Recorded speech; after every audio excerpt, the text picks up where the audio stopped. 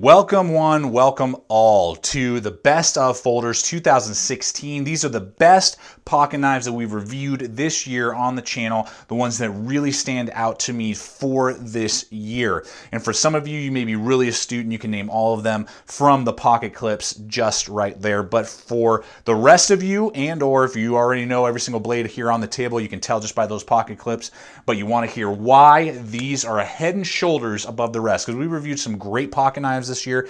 At the beginning of the year, I promised you guys that I would step up the game in the pocket knife arena. I believe we've done that. I tried to get at least 1 to 2 a month in. So we've had several pocket knives this year that we have tested and reviewed. And these ones are the guys that are just like, wow. So if you're going to the end of the 2016, into the beginning of 2017, and you're looking for some premium, good folders, regardless of the price point, we got budgets, we got mid price points, and we got high-end blades here today. I think, are going to be happy with any blade here on the table that we're going to walk through today. So let's begin taking a look at the best pocket knives of 2016. All right, we're going to start with the Blues Brothers, and with kind of the middle of the road on the price point portion of it. That's where we're going to start. We'll do budget next, and we'll wrap up with the high-end folders that really stood out to me. And these two guys here are going to run you about the $65 to $75 range. Just depends on who, what, when, where, why. And you can get lots of different color combinations. I just happen to get blue with both of these. The top one here that we just recently did a review on is the Boker Patriot. It's a USA-made Boker, which is really cool with 154 cm. It's got over 3 inches on the blade length, high saber grind there, lock back design, kind of a molded plastic handle, deep ride pocket clip. And this guy is weighing in at 2.1 ounces. So these are going to be some of the lightest in the bunch we're going to be looking at today. And the reason that I love this one so much is because of the price point to value. I'm a lightweight kind of guy. I love lightweight blades that are going to disappear in my pocket. This does that and is a heavy competitor with the Delica 4. It's using very similar quality of steel. It's even lighter than the Delica 4.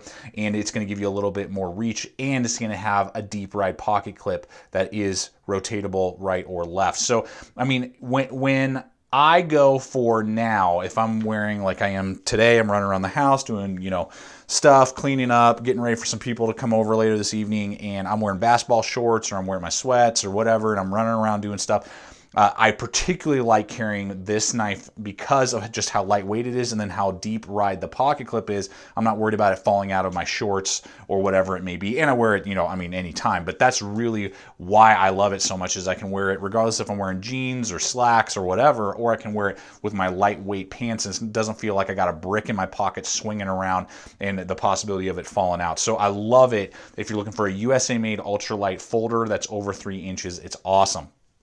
Next up here, this one was, oh my gosh, just so cool. It's the Broken Skull from Cold Steel. This guy, like I said, is going to be this will be on the higher end, like 75 bucks probably. Lots of different handle combinations. 4-inch blade, full flat grind. I really like that. A lot of Cold Steel knives are hollow grinds, and so when they came out with this full flat grind version and that cool clip profile, even though it doesn't have a swedge on it, I was super excited. They upgraded basically everything with their models this year, which is really cool. This is a much better black coating than was on the old versions. This thing's got a 90-degree spine, and it's still made in Taiwan, but it's using a USA-made steel, and then they ship it over there to have it put together. And the quality control is very high at Cold Steel from everything that I've always seen. But this is CTS XHP. Just wanted to make sure I remembered all the numbers. It's a tool steel. It's in the higher end of edge retention. I love it. I have yet to have to tune up this blade, and I use it a lot. And it is a phenomenal slicer, great for food prep. It doesn't have quite the traction that I would look for in, say, like a self-defense blade, if that's what you were looking for. It does have the reach for it, but I think the Cold Steel Recon the full-size Recon would be the way to go with that. But I love the fact also that not only is it, that great reach, great full flat grind, awesome triad locking mechanism that we know from Cold Steel, but tip up, right or left handle, love that. Ultra thin though, so for such a big blade, it's ultra thin, weighs in at 3 ounces. So for such a large knife, it really does disappear in your pocket because of the slimness and the ultralight capability, and that's why I love it so much. I can carry a lot of real estate on my blade, have tons of real estate on the handle as well. Huge handle, and I know that it's not gonna, weigh down my pocket. Again, it doesn't feel like I have a brick swinging around in there, but I'm getting a really strong lockback design and a 4-inch blade, which is really cool to see all that. And with a premium steel now versus old AUS 8 that Cold Steel used to use, the new steels they're using is fantastic and a huge upgrade over it. So that is the Broken Skull, that is the Booker Patriot. Love them both, and they are hitting it out of the park in that kind of mid-weight range and some of the best that we've reviewed for 2016. On to the budget items, and I'm going to look at the more expensive of the two budget items first, but man, this came out of nowhere, folks. This is the Bird, which is a sub-company of Spyderco. They're owned by Spyderco. You can see that just in the blade shape and in the hole that they kind of turned into a beak, just so that you kind of know that it's a Bird model versus a Spyderco model. But it came out of nowhere, and it's a redesign and a tweaking on the old Raven. This is a Raven 2, but it has CTS BD1 steel, which is a huge upgrade over HCR 13 MOV in my opinion. It's extremely rust resistant, holds a good edge. It's not a super steel, I would say, by any means, but it's super easy to tune up and get a razor sharp edge on, and will hold an edge better than HCR 13 MOV or AUS 8. So it's an upgrade over those types of steel, and you're getting a over 3-inch blade with about a 2 3/4 cutting edge, full flat grind. Love it. Got that really good finger choil as well as that thumb ramp, so you can really lock into place and get some finer work done. Good stout blade. Solid liner lock. It's just a basic liner lock, but I mean, they milled out the handles, so this comes in, I think, at like 3.8 maybe. I'm kind of forgetting off the top of my head, but I know it's under 4 ounces if I remember correctly for this pocket knife. Huge real estate in the hand, feels really good, and 4-way directional pocket clip, so left, right, tip up, tip down, which is really cool. It's a Chinese knife, so the centering is not perfect, but it has not floated right or left since I have purchased it, and I've used the heck out of this thing. We reviewed it early on in the year. It's going to run you right around $45, but for that price point, I mean, you're getting a USA-made steel and then put together in China, but G10 handles, all the stuff that we talked about, and is a great, I would say, budget folder in the sub $50 range that's going to give you some great bang for buck. Now below that, we have a redesign as well on the Rat Model 1. This year, Ontario started producing, now I'm seeing it almost prevalently everywhere, a D2 version of the super classic Rat Model 1. So that's what we have here, D2 blade steel, which is a leap over the old AUS 8 version they were using. The AUS 8 that Ontario used on the original version of the Rat was pretty subpar. SOG and Cold Steel had much better AUS 8 with their heat treat and crouch treating. So it was decent for the price point, but you had to tune it up constantly. Whereas this D2 steel holds an edge much better, much longer. It is a little bit more rust resistant. I mean, rust prone, but that's all right. I live in a low humid environment, but huge edge retention capabilities in comparison to the original AUS 8, and it's easy to tune up as well. And so you are getting a pretty beefy, large blade, 3.5 inches, full flat grind, 90-degree spine, liner lock, brass bushings, flow-through construction, Zytel handles, and 4-way directional pocket clip. Again, guess what? You'd be thinking, okay, so what are they charging, like $50? No. If you just get this basic model, you can find them for $30. If you want to go with different color handle combinations, I'm seeing them, or even carbon fiber, between $40 and $50, which I think is still a great price point for the knife. But man, just the basic model you see here for $30 is a mind-blowing steal. Now it's heavy. I don't carry it very often because it's so heavy at 5 ounces.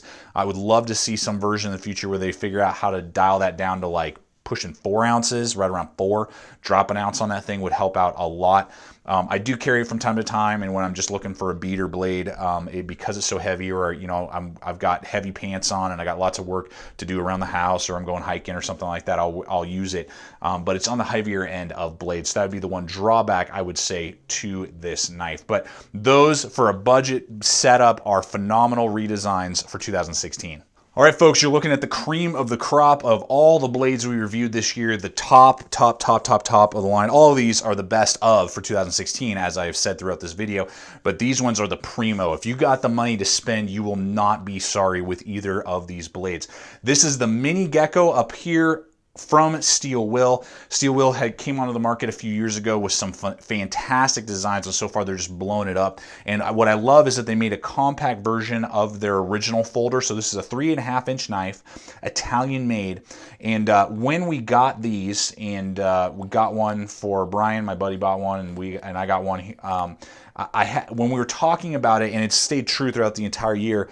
There are a lot of cool knives that we've seen on the table that we reviewed this year, but when it comes to pocket knives, I would say this is the one that stands out above all else, is this guy, the Steel Will Gecko, Mini Gecko, because of its elegance and its performance. There's just something about it that you know you are holding. It's like a Ferrari. I mean, or a Porsche, you know, or a Lambo. I mean, you're holding something that is a work of art that is also extremely functional. So again, Italian made, and 690 steel. I love the steel that they're using on there. Rust resistant, holds a good edge, takes a good edge. Got that, just the profile on this blade. High saber grind, swedge. Neither one is very thick, or excuse me, very thin though. So it has that really cool aesthetic appeal without it being too, sharp and angled, and then you can't, put your finger on it and push up on it. Just that little bit of jimping right there on that thumb ramp. Doesn't bite in, not hard at all. They got G10 and micarta versions that are just angled so well. Zero hot spots. Tip up, right or left, pocket clip, lanyard hole, lock back design, and the bar back here, the lock back is rounded. So I mean, the attention to detail is really remarkable, and super smooth deployment. In love with that knife, and is awesome. It's going to run you right under 200, if I remember correctly. When it came out, it was like 180. It may have come down in price. Again, we'll have links in the description below, all over the place for you guys. But yeah, you're going to be pushing $200 on that blade, but it is worth every penny, and you'll know that you're holding an elegant blade. It is heavy though. That was the one issue that I have. Again, it comes in at about 5 ounces because they have not milled out the liners. I think if they milled out the liners, they could have dropped that down to like 4.4, 4.5, and that would have just been a little bit better. So it is a heavier knife. I consider it kind of more like my dress knife, or if those of you who like using your blades, that would be a great folder for the outdoors as well. Either their full-size Gecko or their Mini, but the Mini came out this year, and so that's why it's on the table. Then below that, we did this earlier on in the year as well. This is an Osborne design, and man, do I love it. The Benchmade 943, black on black. I love that aspect of the blade, and it's a little bit unique. The 940 is pretty popular, and I'll probably get one, and you may see a review coming 2017 of that model that they have now a few different versions of. But the reason I got this in 2016 is because I liked the black on black. I was looking for that. I liked the little bit different blade shape. It has a really long swedge, clip point kind of design to it. 3.4 inches overall length. And I love the blue spine there. The other ones, the 940, when I was reviewing these and deciding on which Osborne I wanted, I didn't really like the purple spine. I really gravitated to the black on black with the blue. And I actually want to thank my buddy Brian, our cameraman. He gifted that to me, this knife to me. So it was not only a 2-for-1, not only did I get an awesome folder, but also a gift from my buddy. So tip up, right or left pocket clip, access lock, as we know, great thumb studs, just a great little slicer, saber grind, fills out my hand really well. Ultra light, under 3 ounces for this bad boy, and comes with S30V steel. So this thing is awesome, and it's going to run you about the same. You can find them as low as like 150, and then I think normal running rate, is like 175, 180 again. So very comparable in price to the Steel Will. Man, I love it. And the aluminum handles that they have there just really make this knife really elegant, really slim, sexy, deadly, and ultra lightweight as well. So that is why I love the Osborne 943. Well, there you have it, folks. Just a shot in a moment in time of my favorite folders for 2016 that have stood out to me, that the market has produced, that stand a head and shoulders above the rest. When you were to ask me, hey, what are some of the best blades of the year? These are my top list. These 6 blades right here, any one of them you would be happy with. Any one of them would serve you well and are going to give you good steals. They're going to be, depending on the price points, good price points. And I think all of them for their price ranges are high value as well. You're getting a lot for the money of what you're going to put down regardless of what you're paying. And just give a level of performance and just cool factor. You bust that one of these bad boys out and you just know you're happy. You know it's going to get the work done for you and it's going to feel good doing it and look good doing it. So all 3 of those things coming together for 2016. This is the list and I can't wait to see what the market produces in 2017, and we will see you next year as we bring 2017 to a close and see what's on the table next year. So with that, thank you guys so much for coming over here, checking out the channel. Please subscribe, comment, like, share this video. Love to hear your guys' thoughts. And as always, remember, stay equipped, stay prepared. We'll see you out there.